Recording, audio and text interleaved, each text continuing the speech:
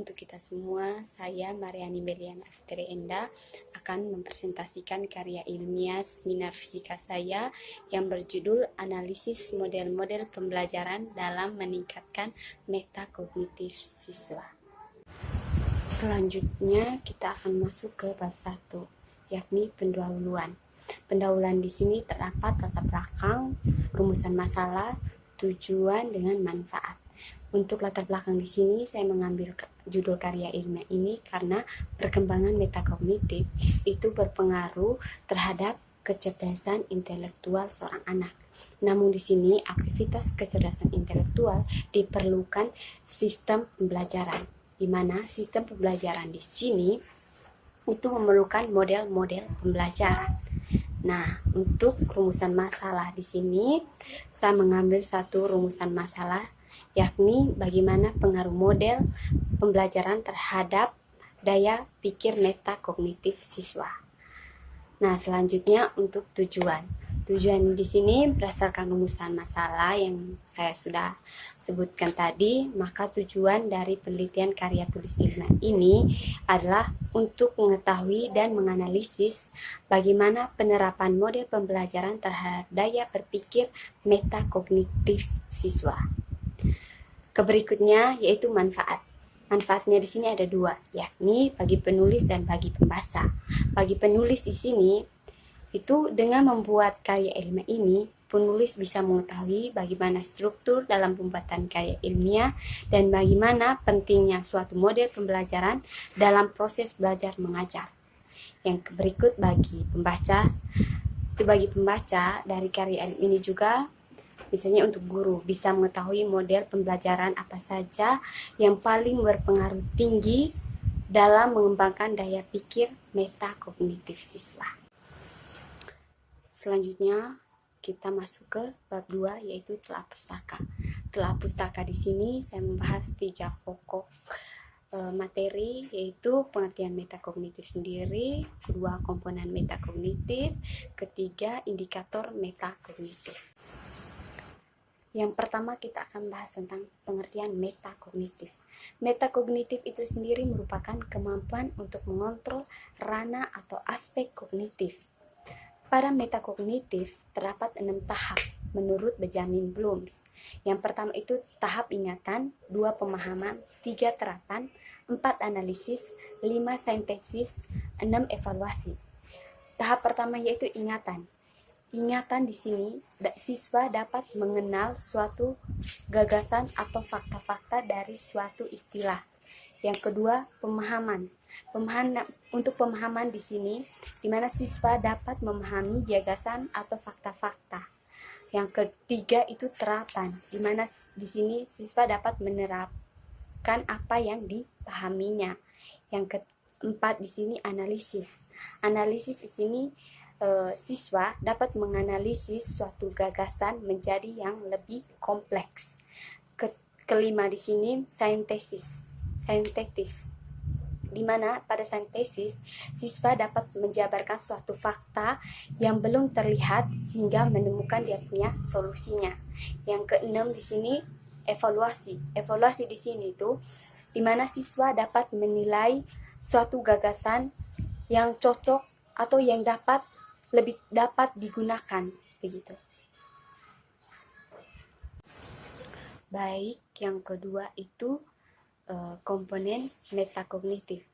Komponen metakognitif di sini dibagi menjadi 3 komponen. Yang pertama, pengetahuan deklaratif, kedua, pengetahuan prosedural, ketiga, pengetahuan kondisional. Yang pertama yang saya bahas itu pengetahuan deklaratif. Pengetahuan deklaratif di sini itu mengacu pada pengetahuan seorang tentang fakta dan konsep yang dimilikinya.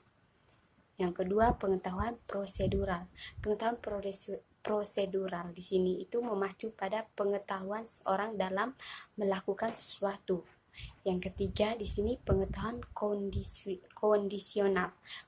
Pengetahuan kondisional di sini itu mengacu pada pengetahuan atau kesadaran seorang tentang suatu kondisi. Misalnya di sini tuh, jika dalam suatu masalah, bagaimana seorang mempunyai strategi dan bagaimana dia bisa menerapkan strategi itu dalam masalah itu. Yang ketiga itu indikator metakognitif. Indikator metakognitif ini juga dibagi menjadi 3 komponen, yaitu indikator perencanaan, kedua indikator pemantauan, ketiga itu indikator penilaian. Untuk yang pertama itu indikator perencanaan. Indikator perencanaan mempunyai tahap-tahap sebagai berikut. Yang pertama, menentukan informasi awal. Yang kedua, menentukan atau menyusun hal-hal yang harus dilakukan. Yang ketiga, memperhitung waktu yang dibutuhkan. Yang keempat, memastikan kesesuaian informasi dengan permasalahannya. Yang berikut, yang kedua itu indikator pemantauan. Untuk indikator pemantauan mempunyai tahap-tahap sebagai berikut juga, yakni yang pertama, mengatur setiap langkah berjalannya dengan baik. Kedua, menganalisis informasi yang penting untuk diingat. Ketiga, memutuskan langkah-langkah yang harus dilakukan. Yang keempat, memutuskan langkah yang harus dilakukan apabila terjadinya suatu kendala atau masalah. Untuk yang ketiga, yakni indikator penilaian. Indikator penilaian di sini mempunyai 4 tahap juga, yakni yang pertama, memeriksa kembali setiap langkah yang sudah berjalan dengan baik maupun tidak. Yang kedua, memeriksa kembali apakah diperlukan pertimbangan khusus lain dalam menyelesaikan permasalahan tersebut. Yang ketiga, memperkirakan kemungkinan cara lain yang bisa digunakan dalam menyelesaikan permasalahan tersebut. Yang keempat, memperkirakan kemungkinan penggunaan strategi yang sudah digunakan untuk menyelesaikan permasalahan yang muncul. Yang berikutnya kita masuk ke bab 3, yaitu analisis dan sintesis. Data yang saya peroleh di sini itu dari saya mengkaji 5 jurnal, di mana dari kelima jurnal ini terdapat 5 model pembelajaran juga. Dari jurnal ini saya bisa mengambil kesimpulan bahwa metakognitif adalah kemampuan untuk mengontrol ranah atau aspek kognitif. Dari kelima jurnal ini juga dapat diperoleh bahwa setiap model pembelajaran mempunyai tingkatan yang berbeda-beda untuk meningkatkan metakognitif dari seorang siswa. Yang berikutnya kita masuk ke bab 3, yaitu analisis dan sintesis.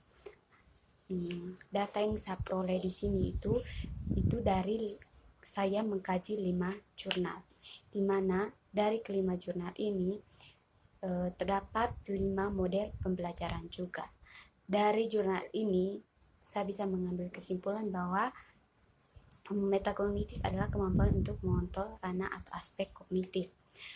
Dari kelima jurnal ini juga dapat diperoleh bahwa setiap model pembelajaran mempunyai tingkatan yang berbeda-beda untuk meningkatkan metakognitif dari seorang siswa.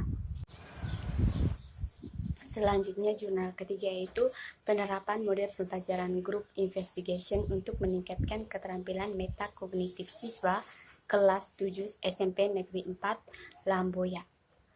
Di sini juga hanya membahas nilai keterampilan metakognitif siswa per siklusnya. Tidak nilai setiap komponen keterampilan metakognitif siswa. Yang berikut jurnal keempat yaitu meningkatkan kesadaran metakognitif dan hasil belajar siswa melalui penerapan pembelajaran problem solving. Di sini juga dinilai hanya dari keterampilan metakognitif siswa per siklus 1, 2, dan 3-nya, tidak dinilai per komponen. Untuk yang jurnal yang kelima di sini yaitu dengan judul pembelajaran discover learning untuk meningkatkan kemampuan metakognitif dan penguasaan konsep siswa. Di sini menurut saya tuh dari kelima jurnal ini yang menilai yang paling bagus karena menilai setiap komponen dari keterampilan metakognitif itu sendiri. Yang berikut yaitu bab 5 yaitu penutup. Yang pertama itu kesimpulan. Kesimpulan di sini saya bisa mengambil bahwa dari kelima jurnal yang saya kaji, bahwa setiap model pembelajaran yang ada pada jurnal itu dapat meningkatkan keterampilan metakognitif dari seorang siswa. Yang kedua itu saran. Saran dari saya, karya ilmiah yang saya tulis di sini masih jauh dari kata sempurna, maka saya mohon kritik dan saran dari pembaca. terima kasih. 내 낡은 기타를 들어 하지 못